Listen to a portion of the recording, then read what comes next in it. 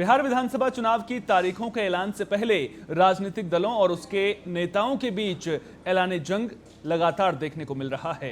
कहीं रैली, कहीं जनसभा तो कहीं पदयात्रा, जिसे जैसे बन पड़ रहा है वो जनता को लुभाने का दांव चल रहा है। वहीं तमाम न्यूज चैनलों की भीड़ से अलग टीएनपी न्यूज अपने अनोखे और अलग अंदाज की वजह से सुर्खियों में है। जमीनी स्तर पर जनता के मुद्दों को उठाते हुए टीएनपी न्यूज का कारवां आज बिहार के समस्तीपुर में मौजूद है, जहां हमारे विशेष संवाददाता चंदन कुमार चंचल लोगों से उनके मुद्दों को जानने की कोशिश करेंगे। हमारे सहयोगी चंदन लाइव हमारे साथ में जुड़ गए हैं। चंदन, समस्तीपुर का मिजाज क्या कुछ कहता हुआ नजर आ रहा है, और चुनावी बयार की अगर मैं बात करूं तो किन मुद्दों की गूंज वहां पर ज्यादा सुनाई दे रही है? चुनावी हवा किस और बहती हुई नजर आ रही है? बिल्कुल सुहान, आपको बता दें कि टीएनपी न्यूज की जो टीम है आज समस्तीपुर विधानसभा में है और समस्तीपुर विधानसभा की जमीनी हकीकत जानने के लिए और जो टीएनपी न्यूज की टीम है आज पहुंची हुई है। हालांकि आप समस्तीपुर की बात करें तो यहाँ पे अख्तर इस्लाम शाहीन जो है यहाँ पे आरजेडी के विधायक है और पिछले 3 बार से यहाँ पे 3 टर्म से विधायक बने हुए हैं। हालांकि यहाँ के जातीय समीकरण की बात किया जाए तो यादव और मुस्लिम की जो आबादी है वो अधिक है। दूसरे नंबर पे यहाँ पे राजपूत और अन्य जाति जो है वो समान है। हालांकि आपको बता दें समस्तीपुर की बात करें तो कर्पूरी ठाकुर का ये कर्म भूमि भी कहा जाता है और टीएनपी न्यूज की टीम जो है 245 विधानसभा के लगातार दौरा कर रही है, जानने की कोशिश कर रही है कि आगामी विधानसभा चुनाव में यहाँ की जनता क्या सोचते हैं। तो आज टीएनपी न्यूज की जो टीम है आज पहुंची है समस्तीपुर और यहाँ के लोगों से जानने की कोशिश करेंगे कि आखिर यहाँ पे कितना विकास हो पाया। सीधे लोगों से बात करने की कोशिश करेंगे और जानने की कोशिश करेंगे कि यहाँ कितना विकास हो पाया और यहाँ की जनता जो है क्या चाहते हैं। ये बताइए कि समस्तीपुर की बात किया जाए तो समस्तीपुर में कितना विकास हो पाया और यहाँ की जनता की मिजाज क्या है आगामी विधानसभा चुनाव को लेकर? जहाँ तक बात है तो चंदन, आपका ऑडियो जो है वो अभी हम दुरुस्त करवाते हैं, उसमें कुछ तकनीकी खराबी आ रही है। दोबारा आपसे संपर्क साधने की मैं कोशिश करूंगा, लेकिन कुल मिलाकर देखा जाए तो बिहार में चुनाव जैसे जैसे नजदीक आ रहे हैं वैसे वैसे सियासी हल्ला जो है वो जोर पकड़ता हुआ नजर आ रहा है। मुद्दों की खूब भरमार देखने को मिल रही है। एनडीए और महागठबंधन ने पूरी ताकत झोंक दी है और अगर बात करें तो जनसुराज भी तीसरे विकल्प के रूप में मैदान में नजर जरूर आ रहा है।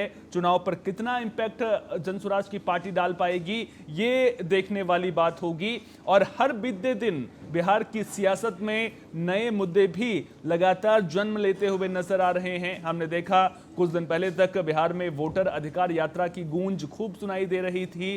राहुल गांधी तेजस्वी यादव के साथ पूरे कारवां को लेकर के करीब 23 जिलों को उन्होंने कवर किया था, 50 विधानसभा क्षेत्रों को कवर किया था और एसआईआर के मुद्दे को लेकर के सरकार पर हमलावर नजर आ रहे थे, बीजेपी पर हमलावर नजर आ रहे थे, चुनाव आयोग पर हमलावर वो नजर आ रहे थे।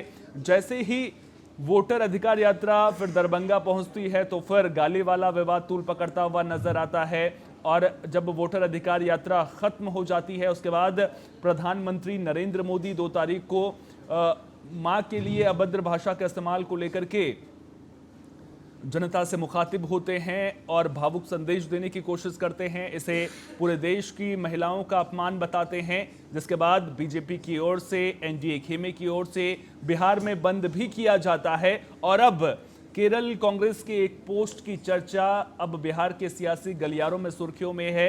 हालांकि जिस तरह से बिहार और बीड़ी की तुलना की गई है, जैसे ही ये पोस्ट सामने आता है एनडीए खेमा हमलावर हो जाता है। बाद में केरल कांग्रेस की ओर से उस एक्स पोस्ट को डिलीट कर दिया जाता है और ना सिर्फ डिलीट किया जाता है, बाकायदा बाद में माफी भी मांगी जाती है।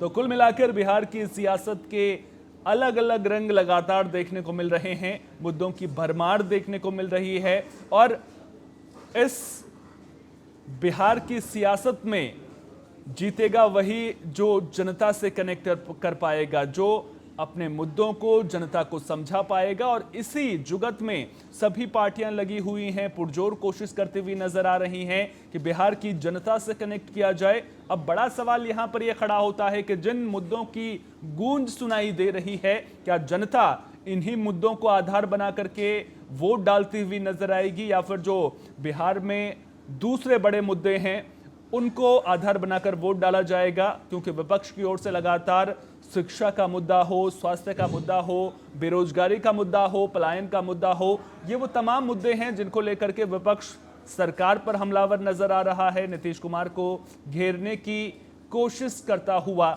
नजर आ रहा है। कुल मिलाकर देखा जाए तो फिलहाल लड़ाई कांटे की नजर आ रही है और प्रशांत किशोर भी दमखम के साथ चुनावी मैदान में नजर आ रहे हैं। लगातार उनकी ओर से ये कहा जा रहा है, ये दावा किया जा रहा है कि चाहे वो आरजेडी हो, चाहे वो बीजेपी हो, चाहे वो जेडीयू हो, हर किसी को बिहार ने मौका दिया, लेकिन उन्होंने बिहार के विकास को जिस तरह से आगे बढ़ाना चाहिए था उस दिशा में काम नहीं किया है। अपना रोड मैप लेकर के वो जनता के बीच में पहुंच रहे हैं, लेकिन बड़ा सवाल यहां पर यह खड़ा हो रहा है कि आखिर बिहार में बाजी कौन मारेगा। सवाल बहुत बड़ा है जिसका जवाब जनता ही दे सकेगी। और आपको बता दें कि चुनावी तारीखों का ऐलान अभी नहीं हुआ है।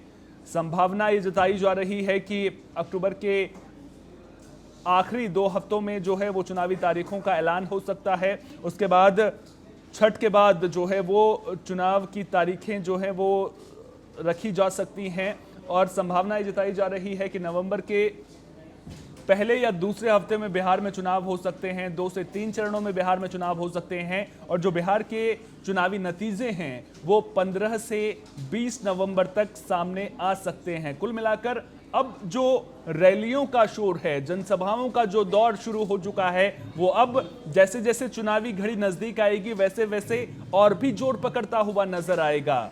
अब अगर बिहार के मुद्दों को लेकर के बात करें तो भ्रष्टाचार के मुद्दे को लेकर के, पलायन के मुद्दे को लेकर के, बेरोजगारी के मुद्दे को लेकर के विपक्ष लगातार हमलावर नजर आ रहा है। जब बात पलायन की होती है तो विपक्ष की ओर से लगातार ये कहा जाता है कि जो भी फैक्ट्रियां बिहार में थी, जो उद्योग धंधे थे, वो बंद हो गए हैं, जिसकी वजह से लोगों को पलायन करना पड़ता है। लालू यादव भी इस मुद्दे को लेकर के हमलावर नीतीश सरकार पर नजर आ रहे हैं। वहीं सत्ता पक्ष की ओर से, एनडीए खेमे की ओर से लगातार ये कहा जाता रहा है कि जब लालू यादव की सरकार बिहार में हुआ करती थी उस वक्त भी परिस्थितियां कुछ ऐसी बन गई थी, माहौल कुछ ऐसा बन गया था, वातावरण कुछ ऐसा था कि भय और डर की वजह से लोग बिहार से पलायन करते थे।